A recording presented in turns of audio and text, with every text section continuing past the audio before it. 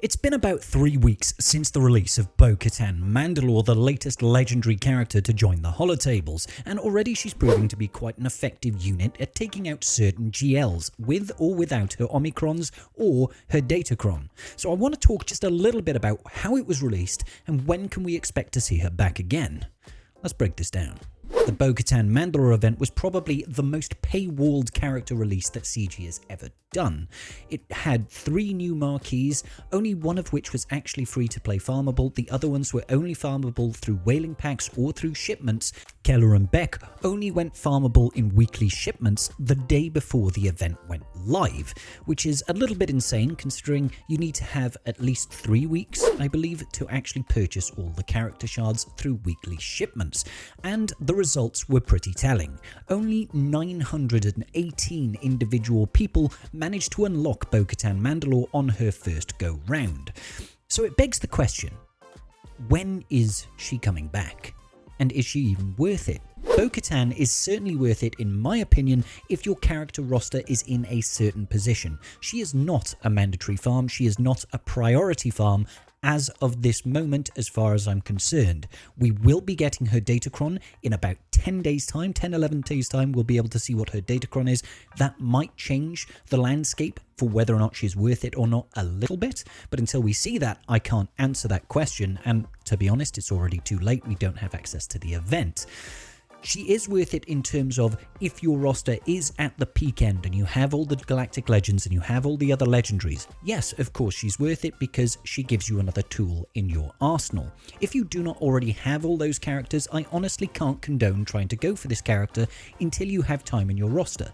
You're far better off trying to get out more Galactic Legends into your roster, or some of the legendary characters that you haven't yet got, perhaps Afra, something like that, would be a better use of your investments. The requirements for her character are actually pretty restrictive, I would say, for the most part.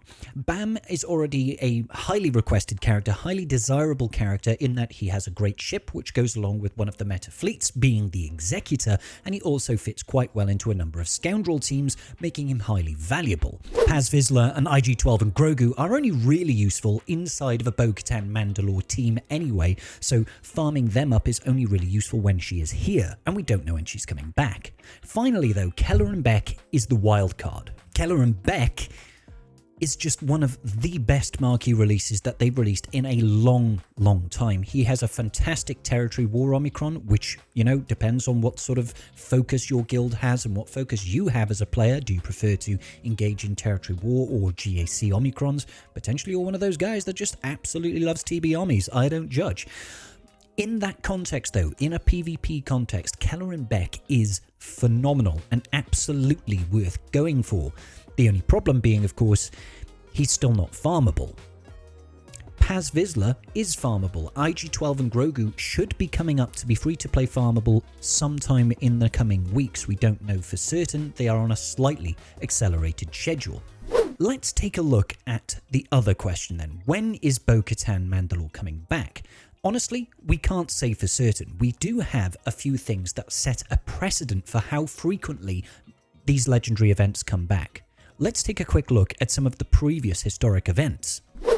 Bo-Katan Mandalore is an epic confrontation type event. There are a number of different events. They've all got different names, like Legendary Event and Hero's Journey Event and Galactic Legends Events and Epic Confrontation Events. Now, I don't want to place too much stock in let's take a look at those type of events to try and discern and say for certain this is when this character is coming back, because there really is no such thing as far as CG is concerned. However, we're better off using the information that we do have to try and make educated judgments rather than just picking dates and numbers out of thin air, because that wouldn't be very professional now, would it? So, the very first epic confrontation character that we had released was, of course, Malak, and I still maintain that the Malak event was probably one of the best events that CG has ever done as far as legendary unlocks are concerned. It was a really well thought out event, and I would like to see more events a little bit like that. Unfortunately, Malak, his first return was absolutely astronomically long. 125 days after its first initial release did Malak come back. That is nearly half a year. It's about that 4 or 5 month mark. Now, I wouldn't say that this is a common theme because it really isn't. It's more of an outlier. If you take a look at the subsequent dates, then he was back in about that 3 to 4 month period again, 85 to 77 days. There's only been one other epic confrontation character, and that was General Skywalker for Clash on Camino, or Cash on Camino, depending on your perspective. Let's take a look at how frequently his event came back. We're seeing more similar to the established cadence that we saw with Malak. We're talking 77, 67 days, 93 days, somewhere around that sort of mark, around about the 3 to 4 month period. And that seems to hold for most events. There have been some outliers, like Grand Inquisitor. He took a whopping 6 months plus to come back for his first return, but I genuinely think that was because CG wanted to get through to their Conquest event characters, and in particular his ship, and the release of Reva inside territory battles to get her return and get all that ball rolling once again. So again, I think those are outliers rather than strict rules. So if we were to take that into account, let's take a look at an average date in which we can probably expect it. 77 days plus 67 days plus 93 days. And let's take a look once again at Malak's event. We have plus 125 days plus 85 days plus 77 days. And then we can divide that all by 6 for an average of 87 days. Now, if we were to do the same thing but discount the 125, let's go 85 plus 77. And then we can go plus 77 plus 67 plus 93, and then we can divide that by 5. That puts an average day of about 80 days for the event to return. Like I said, it's currently been 24 days, so potentially we could see her come back at the end of February, something like that. End of February, March time. However, I don't want people to bank their money on that. I'm actually a little bit concerned about Bo-Katan Mandalore because I think CG are going to be a little bit sneaky with this. Let me explain why. The reason I'm saying this is only because after the event had finished, CG was still selling or even sold packs after the event had finished, brand new packs that gave additional character shards for all of the marquee characters. We had stuff for Paz, we had stuff for Keller and Beck, we had stuff for IG-12 and Grogu, all after the event had already finished, which doesn't make a whole lot of sense. There's also the holiday bonus calendar, which is actually giving shards of Paz Vizsla, IG-12 and Grogu, and even Keller and Beck. They also released additional packs only last week that helped accelerate these characters.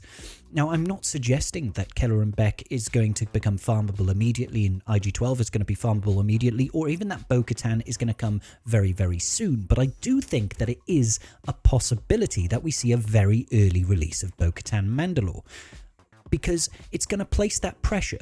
When you look at the fact that only 918 people in the entire game unlocked Bo-Katan Mandalore for the first go round, I think CG is probably going to want to try and encourage a little bit of additional whaling, and that simply won't happen if the event comes back in 4, 5, 6 months' time. I think they want to try and express that bit of FOMO, especially with on the 25th of this month, we are getting a new Datacron set, which is going to have a Bo-Katan Mandalore set, and most likely a Dark Trooper Moff Gideon set as well, which is going to further emphasize the capabilities of this character. And if it is that strong of a Datacron that makes her incredibly valuable in all PvP game modes, Territory War and GAC, then it could be that they're really dialing into that FOMO and encouraging people to then try to whale to get her character when they announce an early release, potentially mid to late February. We don't actually know for certain. So I guess my suggestion to the tribe at home is to say, keep an eye out for the return of Keller and Beck. Keep an eye out for the return of IG-12 and Grogu and Paz Vizsla, and get farming them very, very quickly if you are one of the people that is really going to benefit from having Bo-Katan Mandalore in your rosters. Again, I'll reiterate what I said at the start. She isn't worth it for most players. However, if you are in that position to farm her, don't be surprised if she comes back early. Don't get caught with your pants down, much like I did on my birthday. After that, we can probably assume that by next Christmas, 1 year after the release, she will go permanently to the Journey Guide. So we could have her come back another 2 times before the end of the year, giving a lot of people a lot more time to get prepped for her and build up to farming her character. Like I said, I think she is worth it. just not worth dropping your current farms for at this point in time. Who knows when we'll see a Mandalore planet come to territory battles, because I'm certain that that's going to happen, and hopefully CG introduce a new character that's farmable on that planet. Let me know your thoughts down below. Are you going to push for new Bo, or are you going to forget Bo and farm something else instead, like a Galactic Legend? That would be actually very useful for your roster. Until the next video, peace out, and may the Force be with you.